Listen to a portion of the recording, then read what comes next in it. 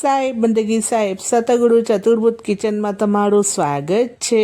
આજે આપણે બનાવીશું ફણસાળવાળાની દુકાન કરતાં પણ ટેસ્ટી અને સ્વાદિષ્ટ એવી ઘરમાં બનતી નાયલોન પાપડી, જે ખૂબ જ ટેસ્ટી લાગે છે ખાવામાં અને બનાવવામાં પણ ઇઝી છે। તો ચાલો એના માટે આપણે રેસીપી જોઈ લઈએ।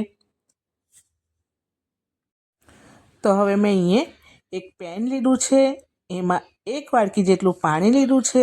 જેટલું પાણી લીધું છે એટલું જ આપણે તેલ લેવાનું છે। અહીંયા પાણી અને તેલનું એક સરખું પ્રમાણમાં પાણી અને તેલ આપણે લઈ લઈશું। ત્યારબાદ આપણે એમાં સ્વાદ પ્રમાણે મીઠું લઈ લઈશું અને અડધી ચમચી જેટલો પાપડ ખાંડ આવે એ પાપડ ખાંડ આપણે એડ કરી દઈશું। તો અહીંયા આપણે પાપડ ખાંડ કરિયાણાની દુકાનમાંથી આસાનીથી મળી જશે અને હંમેશા નવો જ લેવાનો, બહુ જૂનો નહીં લેવાનો। તો આપણે બધું મિક્સ કરી લઈશું। તો તમે જોઈ શકો છો કે આખું મિશ્રણ સરસ મજાનું મિક્સ થઈને વ્હાઈટ થઈ ગયું છે, સફેદ। હવે અહીંયા મેં બરાબર મિક્સ કરી લઈને ચણાનો લોટ લીધો છે। તો હવે અહીંયા મેં 2 વાડકી જેટલો ચણાનો લોટ લીધો છે અને વજનમાં જોઈએ તો એ 300 થી 400 ગ્રામ જેટલો છે અને આપણે હવે બરાબર એને મિક્સ કરી લેવાનું। તો 1 વાડકી પાણી, 1 વાડકી તેલ અને 2 વાડકી જેટલો ચણાનો લોટ, તો થઈ ગયું ને આપણું એક સરખું માપ। તો હવે આપણે બરાબર એને મિક્સ કરી લઈશું અને આપણે બેટરને બરાબર ફેટી લેવાનું। તો અહીં મેં એક્સ્ટ્રા પાણી એડ કર્યું નથી। જે વાડકીમાં તેલ અને પાણીના મિશ્રણથી જ આપણો સરસ મજાનો લોટ બંધાઈ ગયો છે। હવે એને બરાબર 5 થી 10 મિનિટ જેટલો ફેટી લેવાનું, કે લોટ આપણો સફેદ થાય ત્યાં સુધી આપણે એને ફેટી લેવાનું।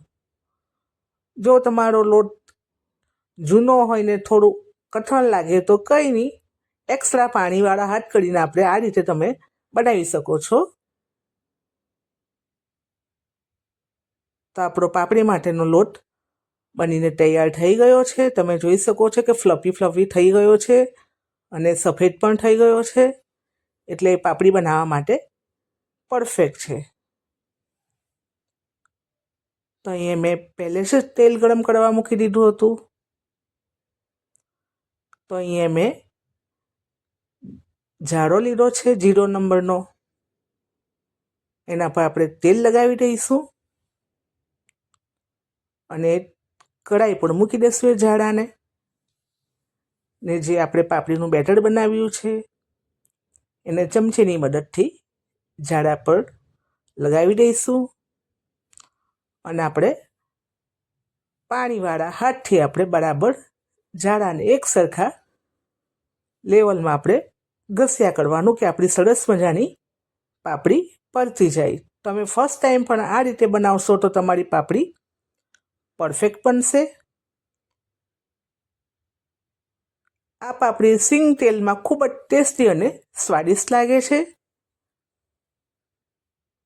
ને આ રીતે આપણે પછી છેલ્લે થપથપાવી દેવાનું જાડાને, કે જેના થકી જે લોટ ચોંટેલો હોય પાપડી તે બધી તેલમાં પડી જશે।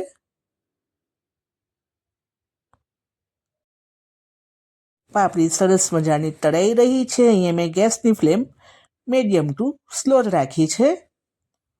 તો હવે આપણે પાપડીને કાઢી લઈશું। પાપડીને બહુ લાલ નહીં થવા દેવાની।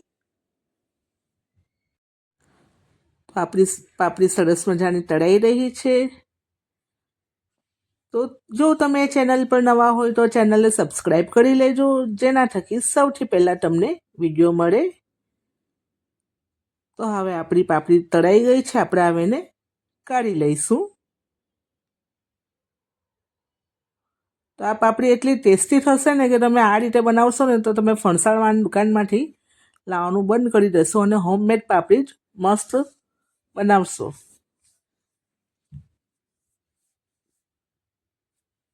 તો આ જ રીતે આપણે બીજી બધી પણ પાપડી પાડી લઈશું। જેવી દેખાવમાં સુંદર છે એવી સ્વાદમાં પણ ખૂબ જ ટેસ્ટી છે। તો તમે જોઈ શકો છો ઉપરથી કંચી અને અંદરથી નરમ એવી આપણી નાયલોન પાપડી બનીને તૈયાર છે. તો આજની મારી રેસીપી તમને ગમી હોય તો લાઈક કરજો, વિડીયો પસંદ આવ્યો હોય તો શેર કરજો અને ચેનલ પર નવા હોય તો સબસ્ક્રાઈબ કરવાનું ભૂલશો નહીં. અને અવનવી વાનગીઓ શીખવા માટે જરૂરથી કોમેન્ટ કરજો. સાહેબ બનગી સાહેબ.